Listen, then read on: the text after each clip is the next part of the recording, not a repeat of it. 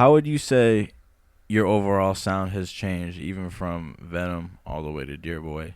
Like, there's a clear progression in sound, I think, and not only is there a clear progression in sound, I think there's a clear progression in what you can do as an artist. Yeah, no, I think ever since Venom, like, I mean, Venom, I was trying to focus on the whole screaming thing, and then ever since then, I've been trying to show everybody that I'm more diverse. You know, I can do a lot more. You know, I can rap just as good as I can scream. You know what I'm saying? I want to be known for that too. You know, not just like the guy that can scream over beats and shit. So yeah, I don't know that, and I don't know. I just been trying to be more diverse and always switch it up. You know, I always want to switch it up, but you know, stay true to myself and keep it real with my Yeah. my supporters, stuff like that. And that's important to diversify, especially today, beyond Yeah. being the guy that can just scream on beats, because you get lost very easy being that guy. Yes, 100%.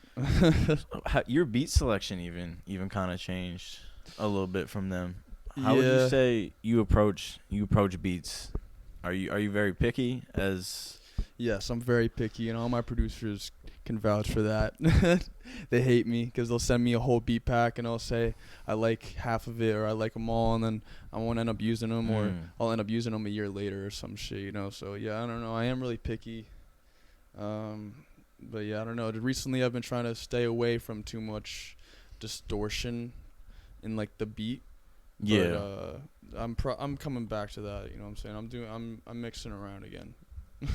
That's what's up. Yeah. So what do you really look for when you look for beats? Like, is there anything specific that you really like, or is it just kind of whatever hits? Yeah, it's not. I don't really look for anything. It's just once I play it and it goes through the speakers and I get that feeling, you know, like ooh, like yeah, this is it. I don't know. I just know. I'm like, all right, yeah, this is the one. And I gotta write to this. do you sit there, and is that writing process long for you, or do you write like most rappers do today? What I find when they just kind of they're in the booth, freestyle a few times, Yeah, pick the best no. lines. Do you sit there, pen and paper, or phone? It's phone. Phone Yeah, and I go on my phone and touchscreen. my notes. I've been writing in my notes ever since fucking iPhones came out. But like, yeah, no, it depends. If I'm really really feeling it, I can just write it and bang out writing it in like an hour or less. But if it's like a crazy track that me and the producer have been conspiring on, like we wanted a certain way, like about a certain thing, we came up with like a whole storyline or something like that, then it'll take me a little bit. I might take 3 days to write it or something like that, and then after I'm done writing it, I don't record it right away. I'll probably like go over it and like think about it in my head for a whole 24 hours, sleep on it, and then I'll record it the next day. Like spend like a whole day like mentally preparing, kind of.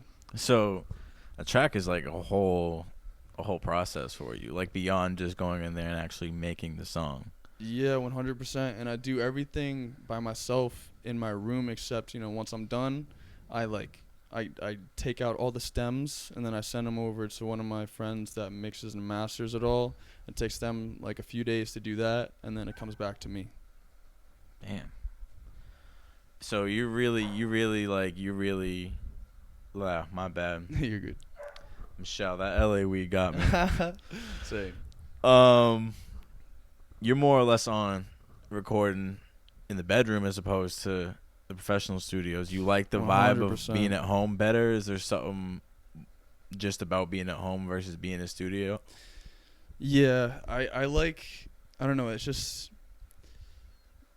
it's not only the vibe, but it's also like I like doing it myself and recording myself without like an engineer doing it, because sometimes I do take a lot of takes, and if it's like an aggressive screaming song, then I'm doing a lot of takes, like practicing and messing up, and like it's not just bang done. I mess up on every single take, and then after I get that take, I got to do it 5 more times the exact same way, and I'm messing up on all those too. So it takes a while. I don't like putting the pressure on people like that. I've done it in studios, and I've had engineers get pissed at me, or like after I'm done, they'll make fun of me for how many tracks I took. I take up like 50 tracks, and they're all pissed. But like, yeah, I don't know. I just find it easier. No pressure. Yeah. You can kind of do your own thing. Yeah, pretty much. And just being in front of people too. I do have like some social anxiety, so like being by myself helps a lot. Word, word.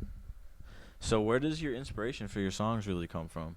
Is it more or less just like life experiences, or do you kind of are you looking at different perspectives? It's a lot of life experiences. It's a lot of, me, like, telling stories, whether it be like about what really happened in my real life, or like say a dream, or like me making up some shit, like how like a movie, like, what I'm saying, like a whole ass story, like, like my tape Grit, like for that tape I had a digital artist like make a character for me, and then I made the tape pretending that I was this character I made called Grit, and like how I went about life and what I would do, and like how like the whole tape was like pretty much just a story of me being that person, Grit.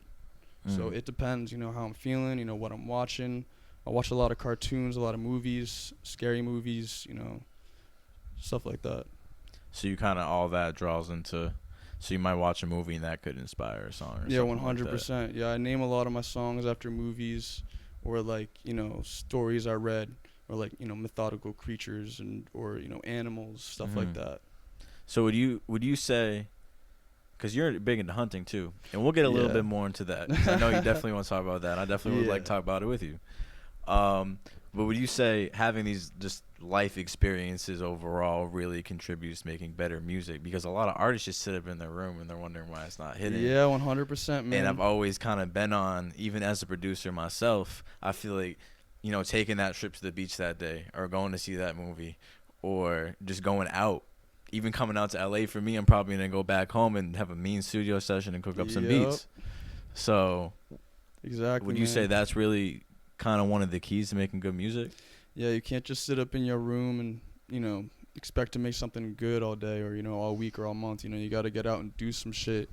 Got to have some shit to write about, or, something to inspire you. Getting outside of your house, you see new things, or you see the same thing you've seen every day but from a different perspective. Mm-hmm. And, that shit can really inspire you. So, yeah, definitely.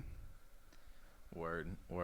So taking it back a little bit, growing up in Rhode Island, what was that like?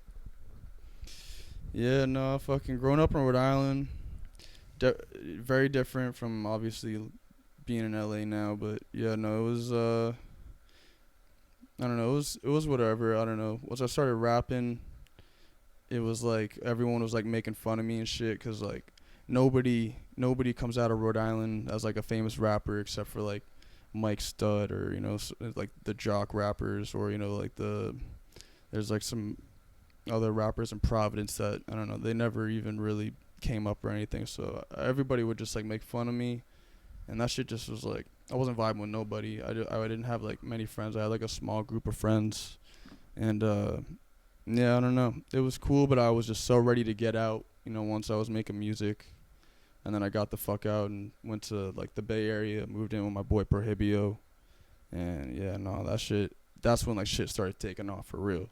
So when you made the move out of Rhode Island, is there someone you met in the Bay Area, or did your music just really start clicking? Yeah, no, I linked up over the internet. Like the first person I ever linked up with over SoundCloud was Prohibio, and he like the way I found out about him is he produced a song for Xavier Wolf called Psychopaths, and when that shit dropped, I heard that song, I heard that beat, and I was like, holy fucking shit, like I need a fucking beat from this kid. So I hit him up, and I fucking bought a beat off of him, and then we just talked for like a year or so, and then like 2015, I was like in college for like a month or two, and like after getting out of high school with everyone like making fun of me and shit, I just hated that shit. So I was like, fuck this.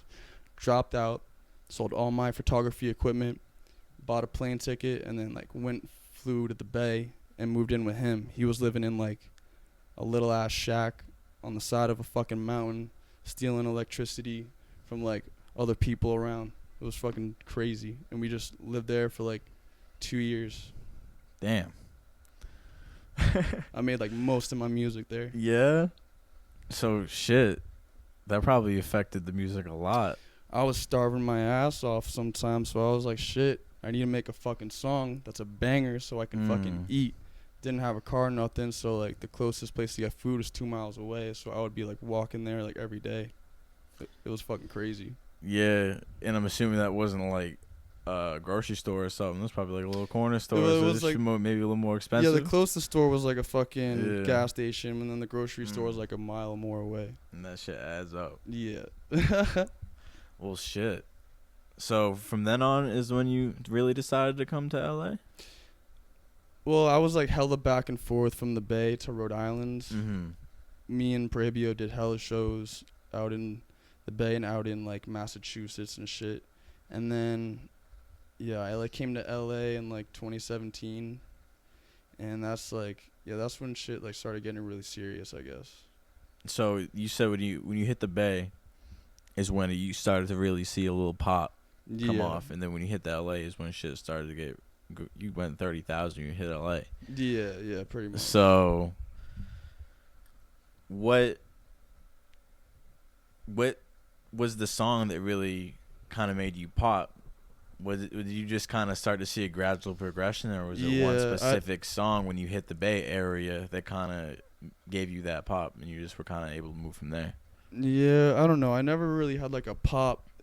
You know, I've seen a lot of people that had pops, but my things are more of like little kicks, and then another little kick, and then another little kick, and I'm just slowly inching up. You know what I'm saying? Like, I had like No Teeth, whatever, and that has 1 million right now. I have, which I dropped in 2016, and then in 2017, 2018, I put My Dick in Your Mental with Black Sand, and that just hit 1 million on Spotify and is now about to hit 1 million on YouTube.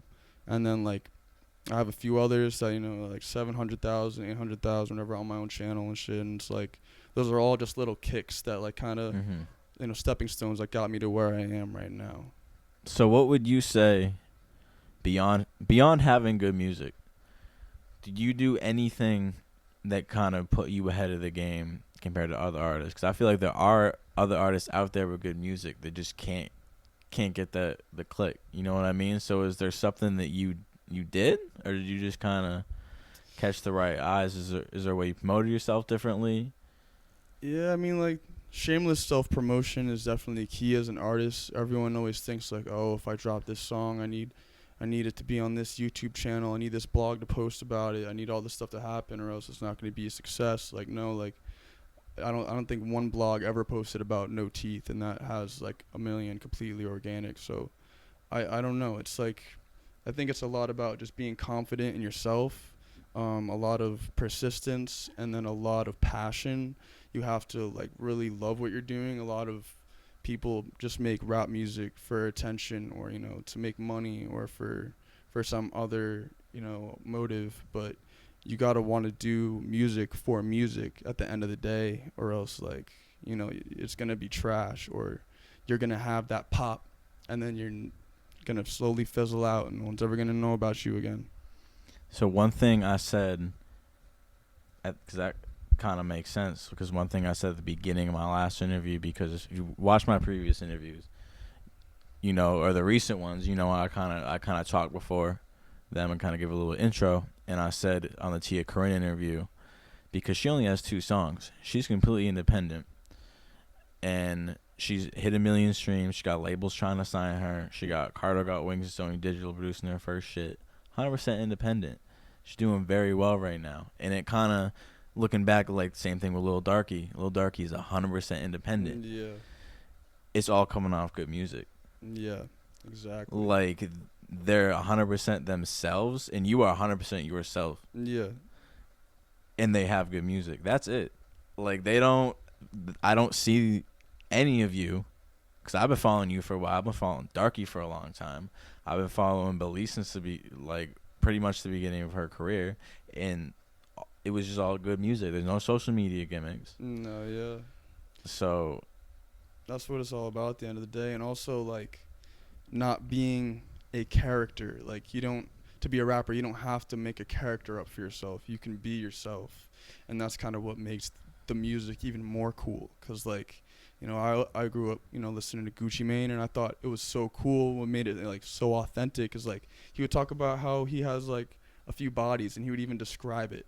He would talk about how he, like, you know, whatever, did all this shit, and he actually did it. And that's what, like, made it cool to hear, instead of people saying like, oh, I just hit 1,000 licks, ooh, like, you know, like, all right, And you didn't. Yeah, you didn't hit 1,000 licks. So yeah.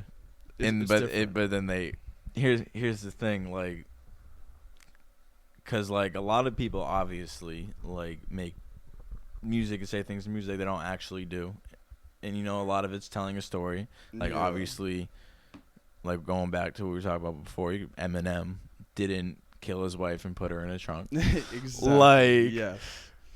So, but here's the thing: people are, like you said, trying to be a character. Yep. So do you feel like? Because I've also heard, like, being a character, it's like professional wrestling is the key. So what I'm kind of getting from this and talking to you, talking to all these other artists now, is that kind of being yourself and being genuine is the key to becoming a character. Pretty much, yeah. And Pretty much, you got to make yourself be the character. You know what I'm saying? Exactly. You don't make it up and then have people be like, oh shit, yeah, I like that. Because if you're trying to act like something you're not gonna be able to maintain that. You're going to slip up somewhere and people are going to be like, oh, shit, wait a second. Exactly. And then you're going to fade away. Pretty much. Well, shit. Let's go back to hunting. Let's go back to that topic. When you get into that, I know that's a big hobby of yours. Yes. I grew up fishing and hunting ever since I was, like, super little. So, yeah, definitely big in my life. How did that was that a family member that introduced you to that? Or? Yeah, hunting has been in my family for like generations. So my grandpa and my grandpa's grandpa and their grandpa handed that down all the way down to my dad, and then he handed it down to me. So yeah, like I've had like a BB gun in my hands ever since I was like 4 years old, going with my dad to like duck hunt, goose hunt, deer hunt. Obviously, I wouldn't shoot a deer with a freaking BB gun, but you know what I mean? Like, just for the experience and, like, just learning and, like, going on trips, stuff like that. So it's definitely been a huge eye-opener for me and, like, learning about, like, life and being the person I am today. So hunting obviously had a big influence on you and your music. Yeah, 100%. Like, a lot of the themes in the, man, I hate the word, aesthetic. Yep. No, it's true, though. Of the music.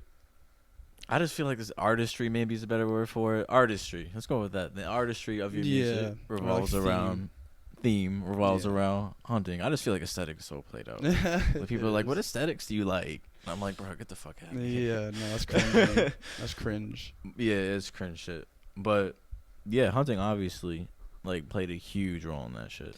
Yeah, definitely. And, being being like taught as a kid, not, the wrong things. I was taught with like good morals and stuff like that. So like I know, what not to do and, how to prevent bad things from happening and, how to not be irresponsible. And I like to like promote that too. And, I don't know. Definitely had a huge influence on what I like though and like what I like to talk about and like my style for sure. And I know you said something on Instagram one time. It's probably a while back. You said something. Maybe I'm making this part up in my head because maybe mentioned the question or what you actually said. But it was something along the lines of. It was definitely along the lines of a hunter having respect for animals and the wildlife 100%. And stuff like that. I don't know if it was a response to a lot of people. You know what I mean? I'm not saying all vegans and stuff, but I'm saying there's a good movement like. Yeah. A lot of, like, I feel like a lot of those people are mixing up, you know what I mean, the factory production of meat with hunters. And it's not only that, they're mixing up, like, pretty much both things. Yeah, it's a big concoction of things. But, yeah, when I first started posting hunting-related material, I got a pretty erratic response from a lot of my followers, and I think a lot of them were vegan, and I have nothing against vegans, but I think they need to know that what I'm doing is 110% better than going and getting meat from the grocery store or even going to McDonald's or any fast food place. Like whenever I harvest an animal, because that's what I don't kill animals, I harvest animals. It's in the most humane way possible. I make sure that whatever I'm choosing to harvest the animal with, it is in the quickest and least harmful way. Like the animal should never suffer. You know what I'm saying? So like saying that what I'm doing is worse than anyone else posting up with the Chick-fil-A or McDonald's they got that night is bullshit, because those animals in those like factories and shit like that were tortured in their cages, sat and slept in their shit and piss for like months. You know, the pesticides and chemicals that they endured is like just, you know, inhumane. So. The meat is definitely a lot healthier too. Yeah, oh my god, so much healthier. Probably tastes a lot better too. Definitely. And whenever, you know, I take an animal's life, I make sure I use like all the parts of the animal, or at least as much as I can. Like people in my family, they like make like what's it called, baskets out of like the bones we don't want. We'll make like whatever carpets or, you know, blankets out of the skin or fur, or like with the feathers we'll make like art to mount on the wall. Like, you know, we'll do everything we can with every single part of the animal, so it's not like it's for fun. You know, I think, you know, when people see what I post and think I'm doing this for fun, or I'm finding pleasure in what I'm doing and that's why I'm smiling, like that's some bullshit, because I'm smiling because I just spent 6 weeks tracking down an animal, climbing a mountain, sitting there for like 7 hours a day, freezing my ass off, and then finally getting that animal. That's why I'm smiling, not because I took an animal's life. And mind you, we're not attacking vegans. I'm not saying go attack the vegans. More or less just saying like PETA and shit like that, who is like big on kind of after their own motives. This is completely opinionated, I guess. It's totally opinionated, and you know, it's whatever. Yeah, man. I just think there's a lot of people that kind of have a misconception with hunting and think it's inhumane for the wrong reasons. Definitely, and it depends on who you're talking to, because there's a lot of irresponsible hunters out there that I don't claim. And mind you, I don't hunt. I've never been hunting. I can't kill animals. It's just but I'm not gonna sit here and be like, wait a sec, because my dad hunts and shit. Like, you know what I mean? Like, so, yeah, man. You hunt everywhere? Or do you just kind of stick to Rhode Island and where you're at, or do you like take hunting trips? Or yeah, no, I've never hunted in like California, but yeah, mostly in Rhode Island. I've taken a few hunting trips to like New Mexico or to Colorado, but yeah, mainly Rhode Island, because that's where like my gun license is, and my hunting license and all that, and all my tags. Word. Well, shit, I think we're gonna I got a couple more questions for you coming up. I think we're gonna end part 2 right here, because we don't got much time left on the timer, and we're gonna jump right into part 3. So again, thank you guys for tuning in. Part 3 coming up right now. Let's get it. Part 3. We are back with Gizmo. Hells yeah. So getting right back into kind of the whole conversation around hunting and guns, how do you feel about the current gun control laws? Do you have any thoughts on those?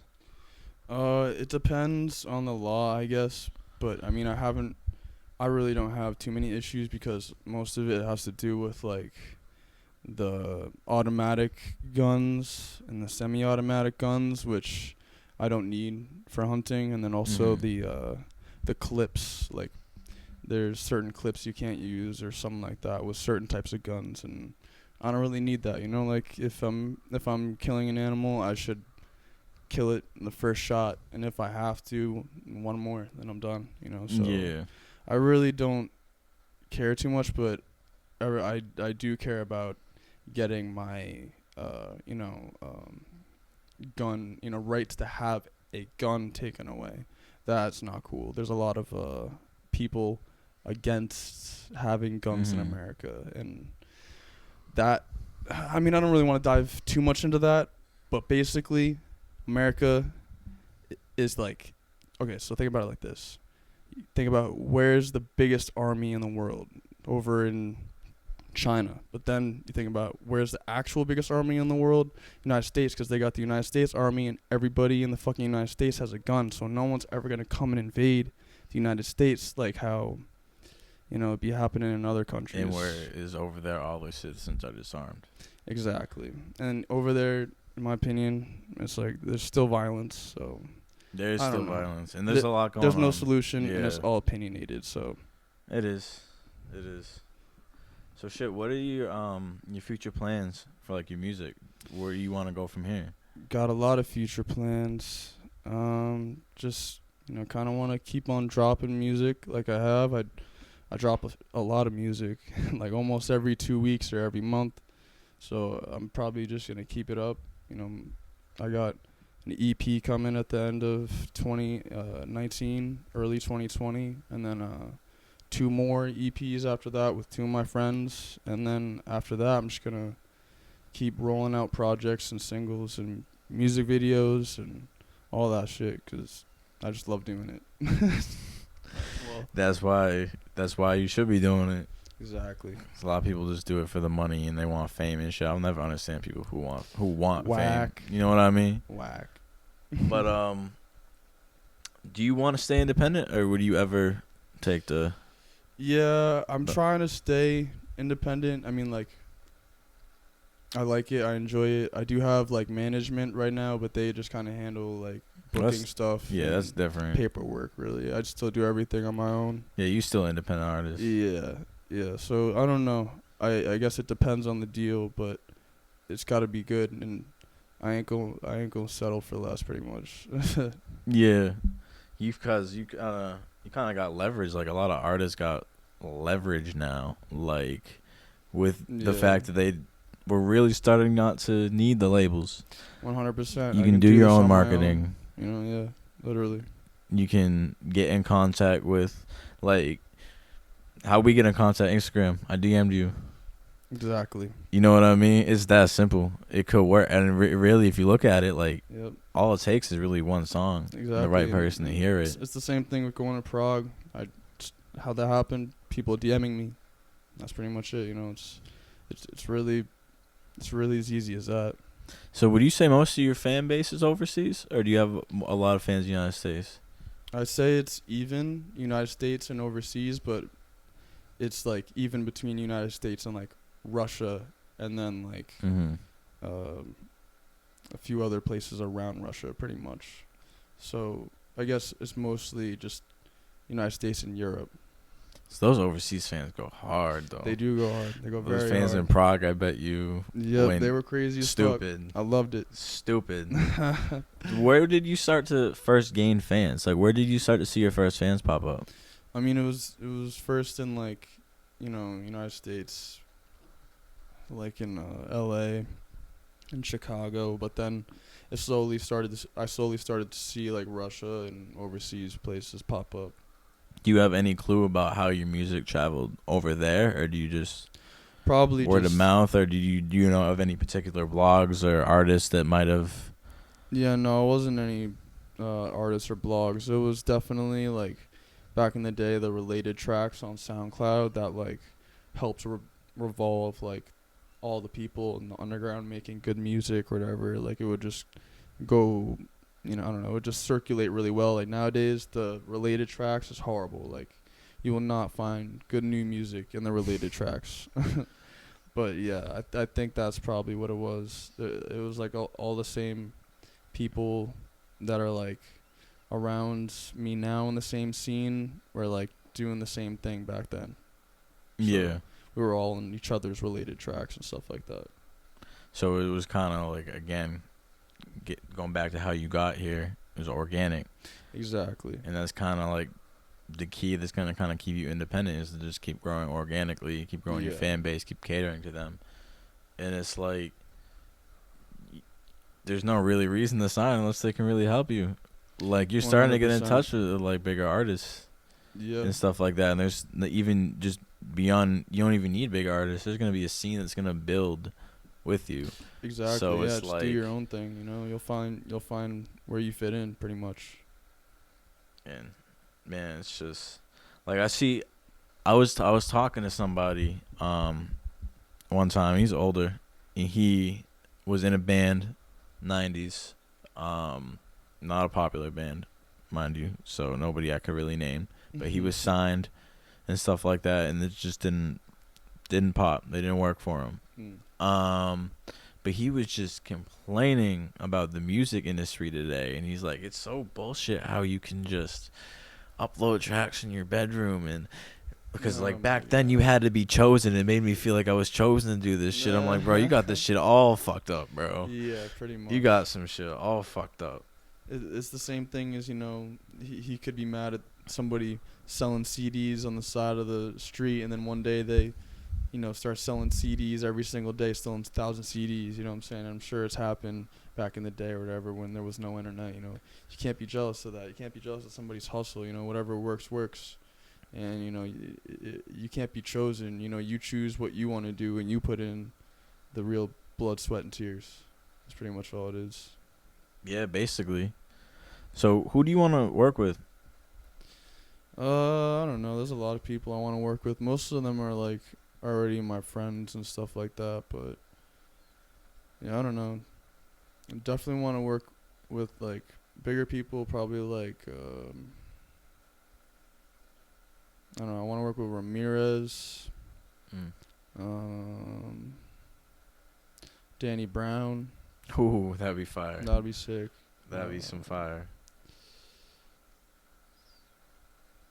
I don't know. Yeah, like just kind of see what happens, basically. See what happens. There's a lot of people that other people want to know about. I want to work with, like Trade of Truth. He's like this old like 2000s rapper that like got a hella raspy voice.